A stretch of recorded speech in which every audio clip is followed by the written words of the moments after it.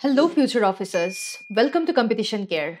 19 ফেব্ৰুৱাৰী 2025 চনৰ daily current affair এনালাইচিছলৈ সকলোকে স্বাগতম জনালো কম্পিটিশ্যন কেয়াৰে আপোনালোকৰ বাবে APSC প্ৰিলিমছ টেষ্ট সিৰিজ লৈ আনিছে য'ত 40 টেষ্ট নতুবা 60 টেষ্ট লাভ কৰিবলৈ সক্ষম হ'ব যদিহে ইন্টাৰেষ্টেড তেনেহলে ইয়াত দিয়া কন্টেক্ট নাম্বাৰটিত যোগাযোগ কৰি এতিয়াই ৰেজিষ্টাৰ কৰি ল'ব পাৰে আমি আগবাঢ়িছো আজিৰ মোষ্ট ইম্পৰ্টেণ্ট টপিকসমূহলৈ প্ৰথমে আমি ইনলেণ্ড ৱাটাৰ ট্ৰান্সপৰ্ট এট যোগীহোপাত ইনলেণ্ড ৱাটাৰ ট্ৰান্সপৰ্ট ইতিমধ্যে ইনগ্ৰেশ্যন কৰা হৈছে ইয়াৰ ওপৰত আমি আলোচনা কৰিব লাগিব GS3 ইণ্ডিয়ান ইকনমিৰ বাবে গুৰুত্বপূৰ্ণ এছেম্বলি সেশনৰ ওপৰত আমি অলপ আলোচনা কৰিম যেহেতু প্ৰথমবাৰৰ বাবে কোকৰাঝাৰ বুলিয়ে নহয় ষ্টেট কেপিটেলৰ বাহিৰত এছেম্বলি সেশন হৈছে আমি অলপমান GS5ৰ বাবে চাম ভাৰত কাটাৰৰ ৰিলেশ্যন সম্পৰ্কত আমি GS2 চাম PM আশা স্কিম প্ৰিলিমছৰ বাবে আমি চাম আৰু DICGC নো কি হয় প্ৰিলিমছৰ বাবে চাম প্ৰতি শনিবাৰে কাৰেণ্ট এফেয়াৰ টেষ্ট এটি কণ্ডাক্ট কৰা হয় যে কেৱল মাথো আপোনালোকে 10 টকাতেই পাবলৈ সক্ষম হ'ব যদিহে আগ্ৰহী তেনেহলে ইয়াত দিয়া কন্টেক্ট নাম্বাৰটিত যোগাযোগ কৰি এই টেষ্টসমূহ অৱেইল কৰি ল'ব পাৰে আমি আগবাঢ়িছো আজিৰ প্ৰথমটো নিউজলে ইনলেণ্ড ৱাটাৰৱে টাৰ্মিনেল যোগীহোপাত যেহেতু ইনগ্ৰেশ্যন কৰা হৈছে এটা খুব গুৰুত্বপূৰ্ণ পদক্ষেপ আমাৰ যি ৱাটাৰৱে কানেক্টিভিটি সেই ৱাটাৰৱে কানেক্টিভিটি আৰু বেছি ষ্ট্ৰং কৰাৰ বাবে ইম্পৰ্টেণ্ট ইনগ্ৰেশ্যন কোনে কৰিছে আমাৰ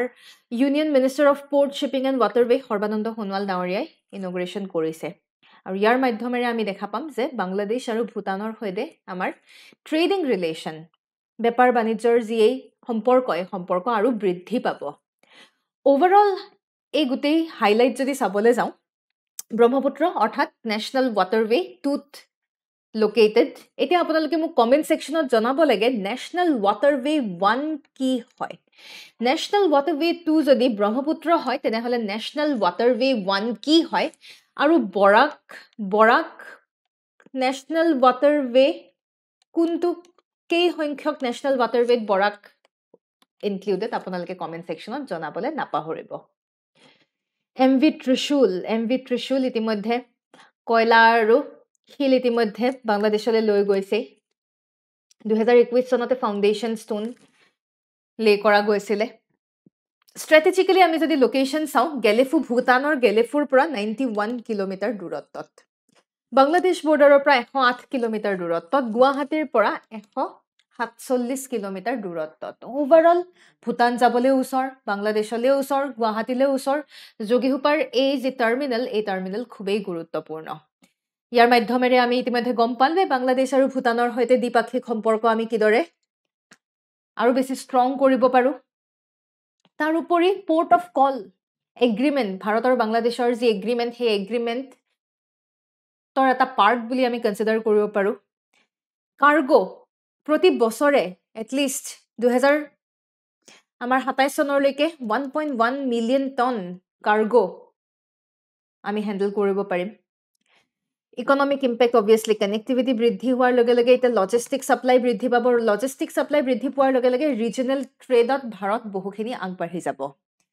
ওভাৰঅল ইনলেণ্ড ৱাটাৰৱে আমাৰ ভাৰতত ডেভেলপমেন্টৰ ক্ষেত্ৰত বহুতো গভৰ্ণমেণ্ট ইনিচিয়েটিভৰ কথা আমি উল্লেখ কৰিব লাগিব যেনে national waterway act 2016 inland vessel act 2021 upcoming developments আমাৰ গুৱাহাটীত world class river cruise terminal আহিব হিলঘাট বিশ্বনাথ ঘাট নিমাতী ঘাট গুইজানে সকলোবোৰত নতুনকৈ ৰিভাৰ ক্ৰুজ টাৰ্মিনেল 4টা নতুনকৈ আহিব ইয়াৰ মাধ্যমেৰে টুৰিজম কানেক্টিভিটি সকলোবোৰ আৰু বেছিহে ষ্ট্ৰং হ'ব ইয়াকে কৈ পেলাই আপোনালোকৰ বাবে মেইনছ প্ৰেক্টিছ কুৱেশ্যন এটি লৈ আনিছো discuss the strategic significance of Jogiehopa Inland Waterway Terminal for India's connectivity and trade with neighboring countries. How does it contribute to regional economic growth? উত্তৰটি লিখিবলৈ চেষ্টা কৰিব আমি পিছৰ নিউজলৈ আগবাঢ়িছো এছেম্বলি সেশন কোকৰাঝাৰত এটা হিষ্টৰিক এছেম্বলি সেশন যেহেতু আমি দেখা পালো ইয়াৰ মাধ্যমেৰে আমি গভৰ্নেন্সক যে ডিসেন্ট্ৰেলাইজেশন কৰা হৈছে ইনক্লুসিভিটিত যে ফোকাস কৰিছে সেই ক্ষেত্ৰতে আমি বেছিকৈ আমি এই এটা ইম্পৰ্টেণ্ট কি পইণ্ট আমি মনত ৰখাটো উচিত বিটিআৰ অঞ্চলৰ লং টাৰ্ম ডেভেলপমেন্টাল ষ্ট্ৰেটেজিৰ ওপৰত ফোকাস কৰা হ'ব সিগনিফিকেন্স হিচাপে চাব গ'লে যেহেতু প্ৰথম এখন এছেম্বলি গুৱাহাটীৰ বাহিৰত সেয়েহে পলিটিকেল আৰু এডমিনিষ্ট্ৰেটিভ পাৰ্সপেক্টিভত খুবেই গুৰুত্বপূৰ্ণ কেবিনেট সিটিং 2021 চনৰ 2021 চনতে আমি দেখা পাইছিলো বিভিন্ন অঞ্চলত কেবিনেটৰ বৈঠক হয় আৰু সেই কেবিনেটৰ বৈঠকৰ সেই ট্ৰেণ্ডে এতিয়া বৰ্তমান বাজেট সেশনত ফলো কৰা হৈছে য'ত গভৰ্নেন্সক আমি মানুহৰ মাজলৈ আৰু কি দৰে যাতে লৈ আনিব পাৰো মানুহৰ ওচৰলৈ bringing governance closer to the people অকল ক্যাপিটালত থাকিলে নহব আমি মানুহৰ মাজলৈ যাতে গভৰ্নেন্স লৈ যাব পাৰো সেই দিশতে ফোকাস কৰা হৈছে বিটিআৰ অঞ্চলৰ যদি ডেভেলপমেন্টৰ কথা ক'বলৈ যাওঁ 2003 চনৰ একৰ্ড অনুসৰি BLT যি ইনিশিয়েট কৰিছিলে নতুন এটা গভৰ্নেন্স আৰু পিছৰ আমি নতুন এটা পৰ্যায় আমি দেখা পালো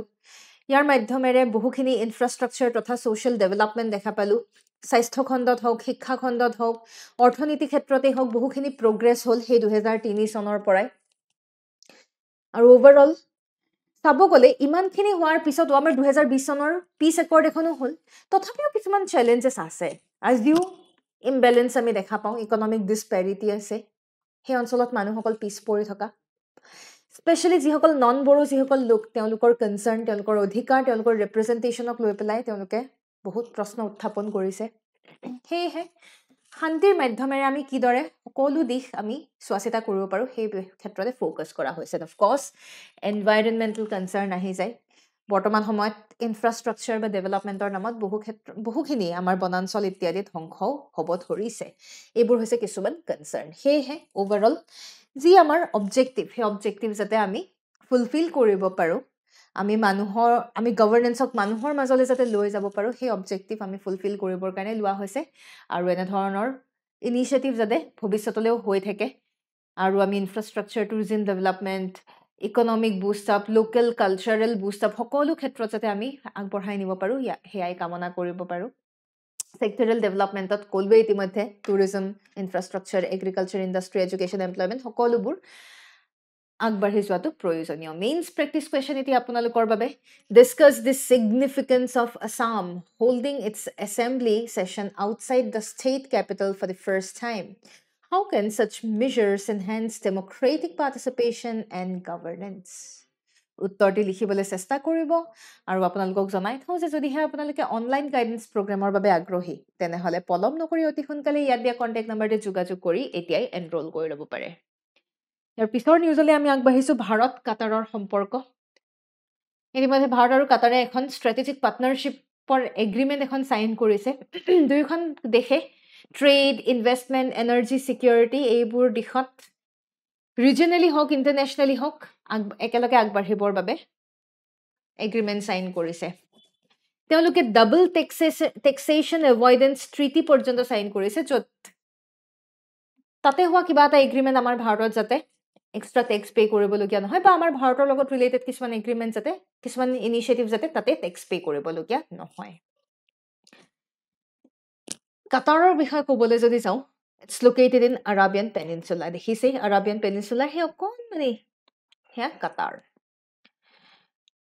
কাটাৰ পেনিনচুলা বুলিও আমি কওঁ আৰাবিয়ান পেনিনচুলাৰ কোষ্টত একমাত্ৰ সৌদি আৰবিয়াৰ সৈতে লেণ্ড বৰ্ডাৰ শ্বেয়াৰ কৰে ভেৰি ইম্পৰ্টেণ্ট বাকী পাৰ্চিয়ান গাল্ফৰ যেটো এটা ইনলেট যাক আমি গাল্ফ অফ বেহৰেইন বুলি কওঁ সেই গাল্ফ অফ বেহৰেইনে কাটাৰক বেহৰেইনৰ পৰা ছেপাৰেট কৰে ইয়াতে আমাৰ কাটাৰক বাহৰেইনৰ পৰা ছেপাৰেট কৰে তো লেণ্ড বৰ্ডাৰ আমাৰ কাটাৰ আৰু বাহৰেইনৰ মাজত নাই টেকনিক্যালি কাটাৰৰ ক্যাপিটেল কি দোহা মনত ৰাখিব 80% পপুলেশন তাতে থাকে approximately আপোনালোকে 80% পপুলেশন দোহাতে আছে high income economy very important world's third largest natural gas আৰু অইল ৰিজাৰ্ভ যিহেতু আছে সেইকাৰণে বহু ইনকাম তাতে আমি দেখা পাওঁ কাটাৰ গ্লোবালি মিডিয়া গ্ৰুপৰ বাবেও খুব ফেমাছ যেনে Al Jazeera is one of the most famous media network in fact Qatar ইমানেই ডেভেলপড আমাৰ 2030 চনৰ এছিয়ান গেমছ পৰ্যন্ত কাটাৰত হ'ব ভাৰত আৰু কাটাৰৰ যি আমাৰ ফ্ৰেণ্ডলি সম্পৰ্ক এই সম্পৰ্ক আমাৰ 1973 তে এষ্টাব্লিছ হৈছিলে কিন্তু 2008 চনত আমাৰ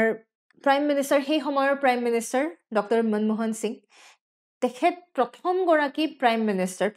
প্ৰধানমন্ত্ৰী যিয়ে কাটাৰ ভিজিট কৰে আৰু সেই সময়ৰ পৰা 2008 চনৰ পৰা কাটাৰৰ সৈতে আমাৰ আৰু সম্পৰ্ক বৃদ্ধি পোৱা দেখা পোৱা যায় ইনফেক্ট কাটাৰৰ যি আমিৰ তেখেতে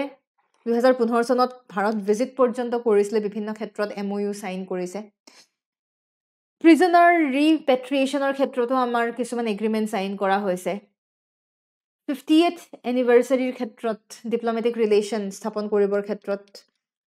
আমাৰ 2023 চনত এগ্ৰিমেণ্ট সাইন কৰা দেখা পোৱা গৈছে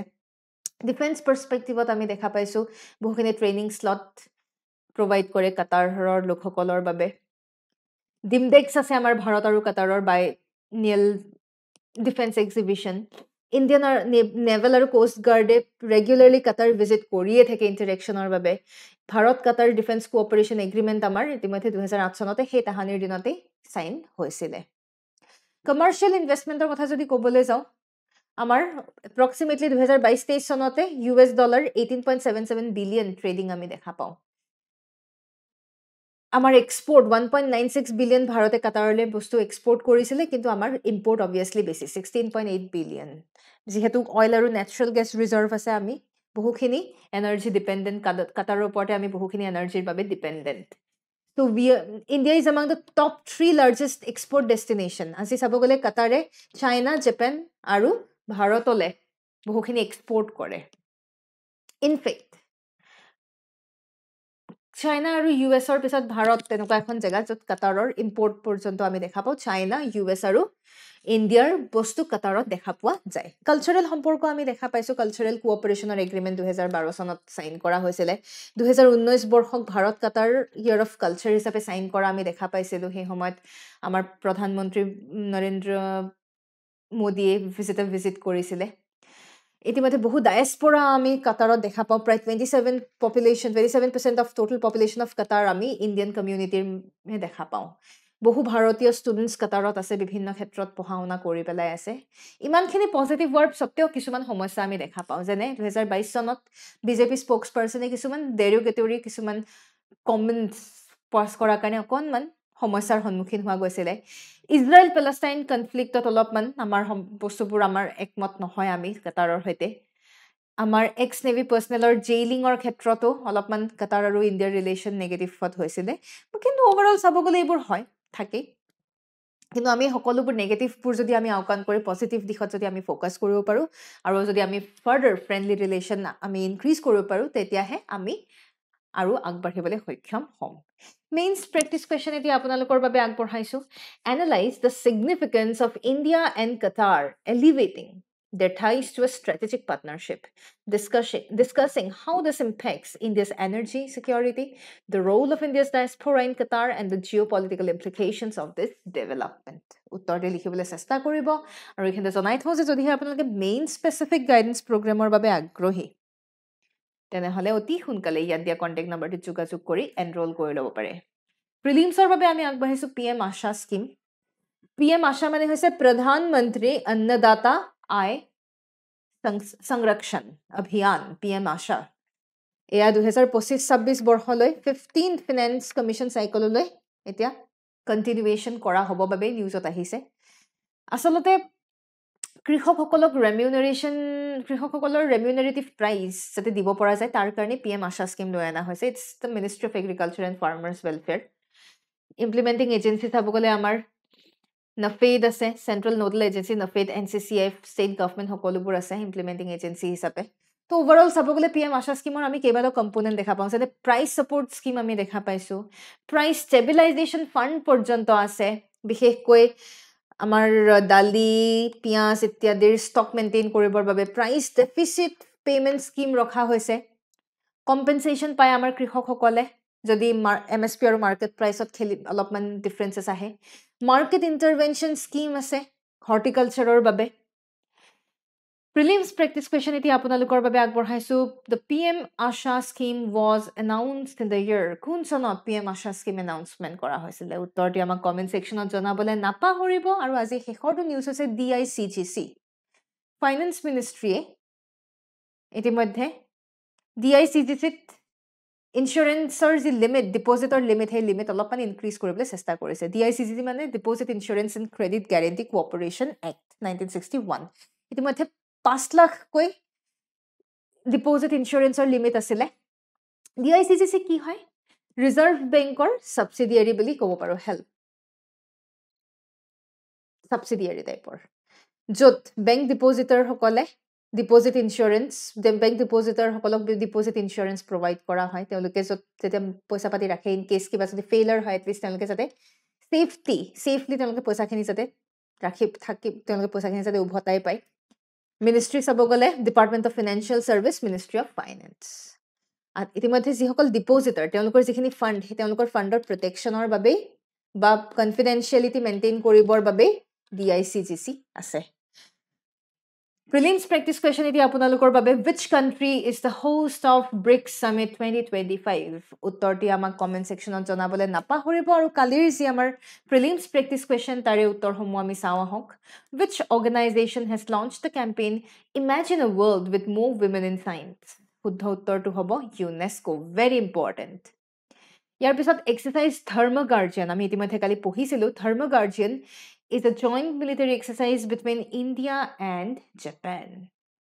এয়াই আছিল আজিৰ সবিশেষ যদিহে আপোনালোকৰ কিবা এনকুৱাৰী থাকে তেনেহ'লে ইয়াত দিয়া কণ্টেক্ট নাম্বাৰটিত যোগাযোগ কৰক ইয়াকে কৈ পেলাই ধন্যবাদ জয় আই অসম